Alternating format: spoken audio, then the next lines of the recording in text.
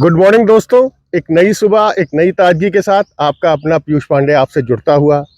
मेरे साथ आदरणीय मजर भाई सदैव रहते हैं, आज भी हैं, और हमारे रिस्पेक्टेड अवजीत सर भी आज हम लोग को ज्वाइन किया। अवजीत सर के बारे में बता दें, बहुत ही बेहतरीन इंसान, बहुत ही बेहतरीन क्रिकेट खिलाड़ी और बहुत ही शिक्षित परिवार से आने वाले व्यक्तित्व है और पहली क्रिकेट एकेडमी लखनऊ में स्थापित की। तो ये एक अवजीत भाई का परिचय है। इन्होंने बोर्ड्स की ट्रॉफीज़ खेली, कुछ अपने फैमिली प्रॉब्लम रही होगी या जो भी रणजी ट्रॉफी के मैचेस नहीं खेले, लेकिन बहुत ही बेहतरीन क्रिकेट खिलाड़ी, कई रणजी ट्रॉफी प्लेयरों से बेहतर खिलाड़ी। तो आज वो हम लोग के साथ जुड़ रहे हैं और अवजीत भाई से मैं कहूँगा अपने बारे में, अपनी एकेडमी के बारे में और कैसे बच्चों को थोड़ा गाइड करिए।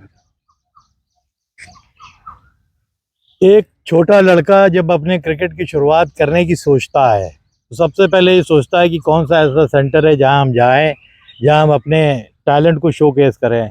मैं टेनिस बॉल से खेलता रहता था, मोहल्ले में खेलता रहता था, बॉल तेज़ डालता था, फिजिकली बहुत फिट था अपने छुटपन से। तो चाहे फुटबॉल ले, हॉकी ले, एथलेटिक्स ले, मैं सब अच्छा खेलता था। क्रिकेट खेलने वाला हूँ ये मेरे को कतई नहीं पता होता। हाँ, और ये सेंट्रल कोचिंग का ट्रायल चल रहा था, तो हमारे मोहल्ले के लड़कों ने बताया कि आप जाओ, तुम तेज बॉल डालते हो, थोड़ा जाओ ट्रायल दिया करो। तो मैं ट्रायल पे आया और 7 या 8 बॉल मैंने डाली थी, मेरे को खड़ा कर दिया गया किनारे।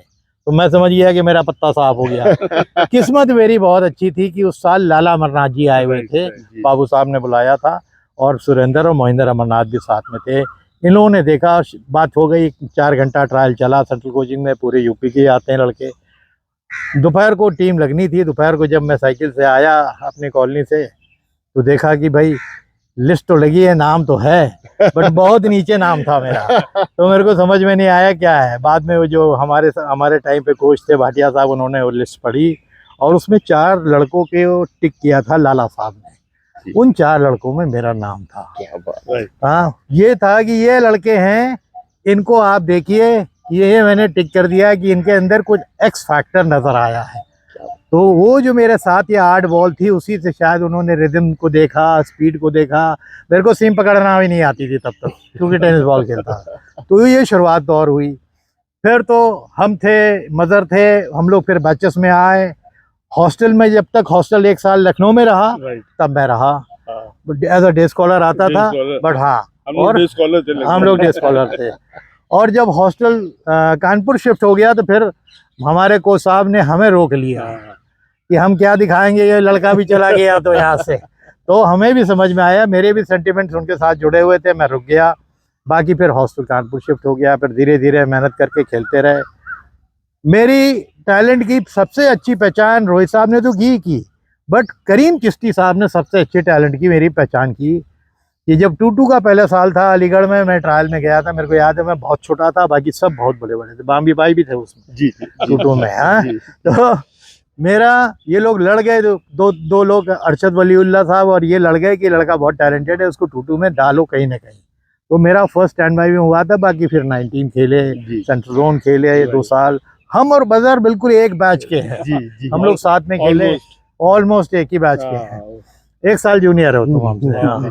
तो वो फिर साथ में वो दौर चला। और सबसे बड़ी बात है कि लखनऊ स्टारलेट्स जो इतना बड़ा क्लब हो गया था, उसके फाउंडर हम और मजरिए, हम ही लोग के दिमाग में था, नाखुश थे अपनी अपनी जगहों पे।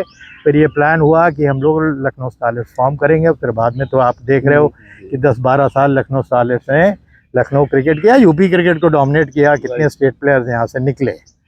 बट अब हम अपनी कोचिंग के टाइम की मैं बहुत इम्पोर्टेंट बात बोलना चाहता हूँ कि आज कितना उल्टा हो रहा है जो हम करते थे, क्योंकि टाइम बदल गया है। हमारे टाइम पे अगर हम नेट पे बैटिंग करते थे, अगर मेरे को मिल गई, मैं तो बॉलर था, फास्ट बॉलर था, तो मेरे को तो बहुत ही कम बैटिंग मिलती थी।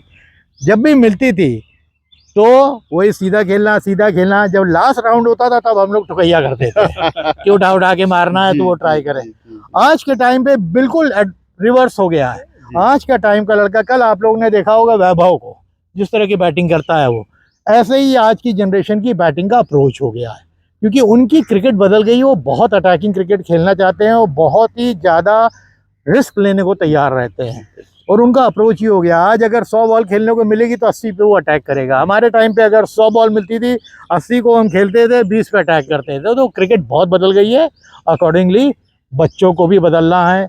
लखनऊ में बहुत से अच्छे बच्चे हैं, लखनऊ के अंदर टैलेंट की कभी भी कमी नहीं आ रही है, बिल्कुल। बट एक्सपोजर की कमी थी। अब तो इतने ग्राउंड्स हो गए हैं, इतने मैचेस होने लगे हैं, एसोसिएशन भी इतना कुछ करा रहा है बच्चों को अपना टैलेंट शोकेस करने के लिए। इससे अच्छा और मौका नहीं हो सकता।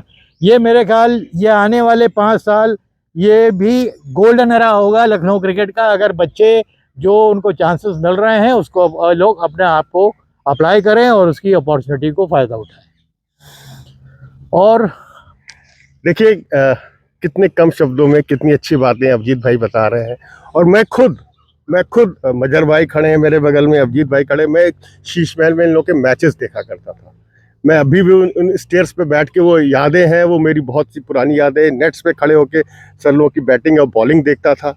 तो ये जो हम कोशिश कर रहे हैं लगातार, आपको अभी चूंकि वीडियो लंबा हो रहा है इसको यहीं एंड करेंगे और आपको बहुत जल्दी अभिजीत भाई से ये पूछेंगे कि एक खिलाड़ी जो उसको तीनों फॉर्मेट में आगे बढ़ना है, कैसे अपनी अच्छी परफॉर्मेंस करे और कैसे आगे बढ़े।